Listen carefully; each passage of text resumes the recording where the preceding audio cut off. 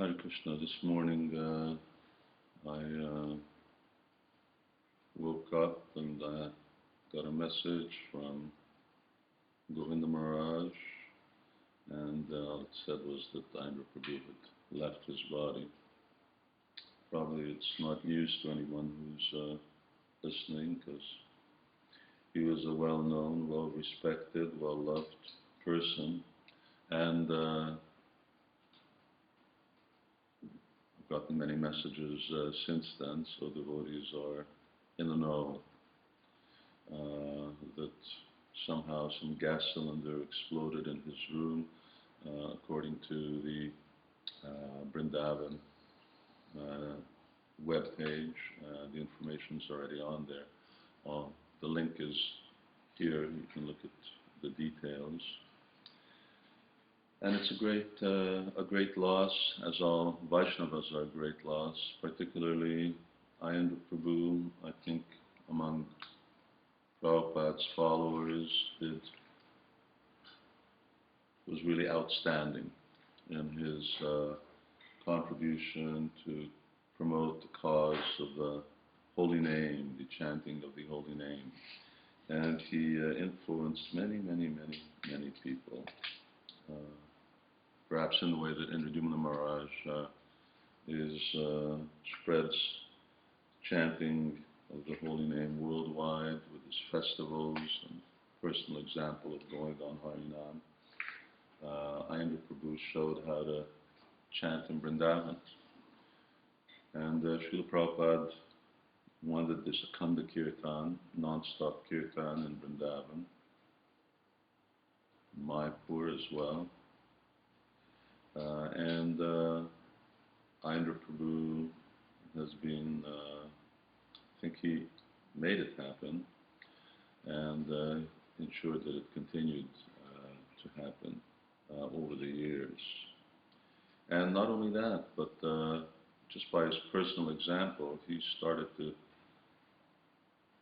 aside from teaching devotees or inspiring devotees with new melodies and so on, I saw him inspire a whole new generation of devotees who to chant Hare Krishna, not just in how to play mridanga properly, which Srila Prabhupada wanted his followers to do, not just how to play kartals and learn different tunes, but how to be devoted to the holy name, how to be fixed while chanting Hare Krishna. And it was a really, really great contribution. And he'll be very, very much missed. I first met Indra Prabhu in Chicago, and that was when he was passing through there, and I was the temple president, and it was after Srila Prabhupada's disappearance, so it was either 77 or 78, probably 78, maybe 79. And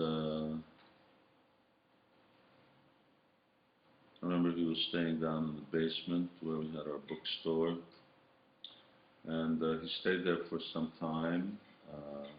I believe he was on his way to India at that time, and he was looking for further purpose, direction as to how we should serve Prabhupada. And in those times that he was there, then we spent time talking. And then the next time I remember was, I must have been already in England, and he was in Vrindavan. And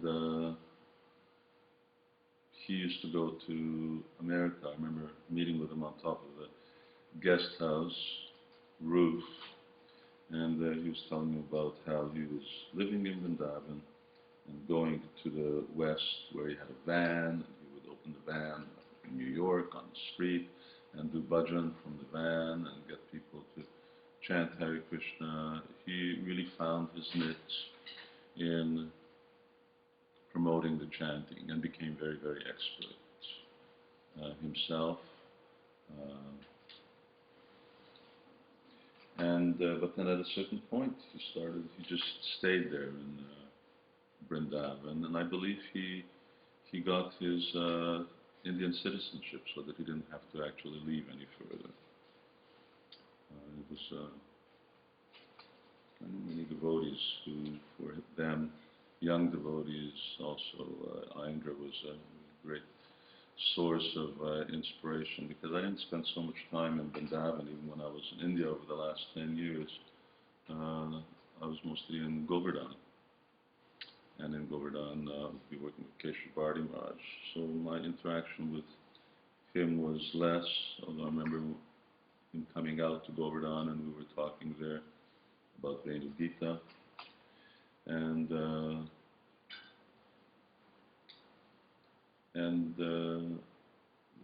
we met when he started coming to Mayapur for doing the 3-day kirtan, that 72-hour kirtan that began as part of the Mayapur festival. We brought devotees and had sort of new style of kirtan that he was introducing.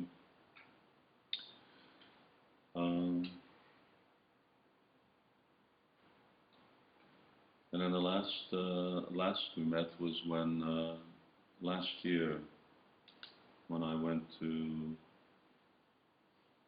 Vrindavan and spent a month there writing, and then myself and Govinda Maharaj, he came over I think a couple of times when we were having evening bhajans, and then we went over for the boat festival, and he asked us to come over and chant for that. Anyway, he'll be very greatly missed. I'm sure devotees will ask why Krishna chose to take him, why he chose to take him like that. Who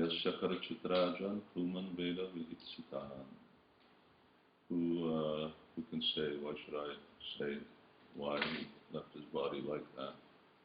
No one leaves their body by accident in Vrindavan. Anyone who leaves their body in Vrindavan goes back to Godhead. That was very much Ayendra Prabhu's desire, serve Radha Shyam in the spiritual world. I remember once Govinda Maharaj and I were coming to Mangalarti from the house, and as we turned around, which was at that time where Tamakrishna Maharaj used to stay, around the corner on the Parikrama Marg, towards the back alley to the temple, then he was there on the ground, covered with his sheet, and he was on the ground, just praying to Krishna, just crying, "Oh Krishna, oh Krishna." I didn't recognize him because it was covered, and it was dark. He was covered with a shutter, but Govinda Maharaj recognized his voice. And he was a great devotee who had great desire for the Lord's service. By this act, certainly, and from what I believe he was doing puja, he attained his desire of being able to go directly to Krishna's service, wherever that is going to be taking place within the creation. And we should all wish him well and remember him. As we can see, devotees are leaving their bodies. Some of them were mentioned, some of them we don't, because there's so many, and it will happen constantly. But Ayendra Prabhu was a great devotee, and I'm sure he'll be very, very greatly missed by many, many people. Hare Krishna, Ayendra Prabhu ki jai. And here's devotees darshan with Radha Damodar. Taurapad Shambhai. Here's Damodar. And here is